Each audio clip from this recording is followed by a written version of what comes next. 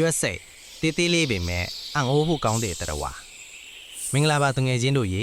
ဒီနေ့တော့တေးသေးလေးပေမဲ့အလွန်တော်တဲ့တရဝါတစ်မျိုးကြောင့်ပြောပြချင်ပါတယ်အဲ့ဒါကတော့ဘရွက်စိတ်ပဲဖြစ်ပါတယ်ဘရွက်စိတ်တွေကိုငါတို့အိမ်မှာလမ်းဘေးမှာတစ်ပင်အောင်မှာအမြဲမြင်ရပေမဲ့သူတို့အကြောင်းကိုတကယ်သိကြလားဘရွက်စိတ်တွေဟာကဘာပေါ်မှာလူရည်တွေထက်တောင်ပိုများတဲ့တရဝါတစ်မျိုးဖြစ်ပါတယ်ဘရွက်စိတ်မျိုးစိတ်ပေါင်း12,000ကျော်ရှိပါတယ်ဆိုရင်အံ့ဩမလားဘရွက်စိတ်တစ်ကောင်ရဲ့အံ့ဩဖို့အကောင်းဆုံးအချက်ကသူ့ကိုအလေးချိန်ထက်အလေးတင်50ဆလောက်ထိထမ်းနိုင်တာပါလူတစ်ယောက်ချင်းနှိုင်းယှဉ်ရင်ကားတစ်စီးကိုထမ်းတယ်လို့ပဲဖြစ်ပါတယ်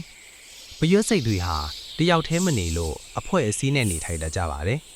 ကွင်းဘရွက်စိတ်ဝါကာဘရွက်စိတ်ဆိုကြဘရွက်စိတ်ဆိုပြီးတာဝန်တွေကိုတေချာခွဲထားကြပါတယ်ကွင်းကမျိုးပွားရေးကိုတာဝန်ယူပြီးဝါကာတွေကအစားအစာရှာအိမ်ဆောက်ကလေးတွေကိုစောင့်ရှောက်ပါတယ်ဆိုကြတွေကတော့အန်တီရဲ့ရှိလာရင်အဖွဲ့ကိုကာကွယ်ပေးပါတယ်ဘရွက်စိတ်တွေဟာစကားမပြောနိုင်ပေမဲ့အနံ့နဲ့ဆက်သွယ်ကြပါတယ်အစားအစာတွေ့ရင်လမ်းကြောင်းအနံ့ထားခဲ့ပြီးအခြားဘရွက်စိတ်တွေကိုခေါ်လာနိုင်ပါတယ်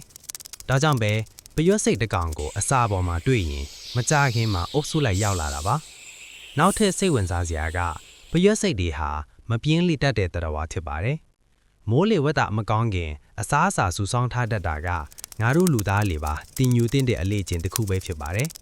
ဒီလိုနဲ့တေးသေးလေးပေမဲ့စီကန်းရှိစီးလုံးညီညွတ်တီစ조사အားထုတ်တတ်တဲ့ဘရွက်စိတ်တွေကနေငါတို့လည်းဘာတွေတင်ယူနိုင်မလဲဆိုတာစဉ်းစားကြည့်လိုက်ပါနော်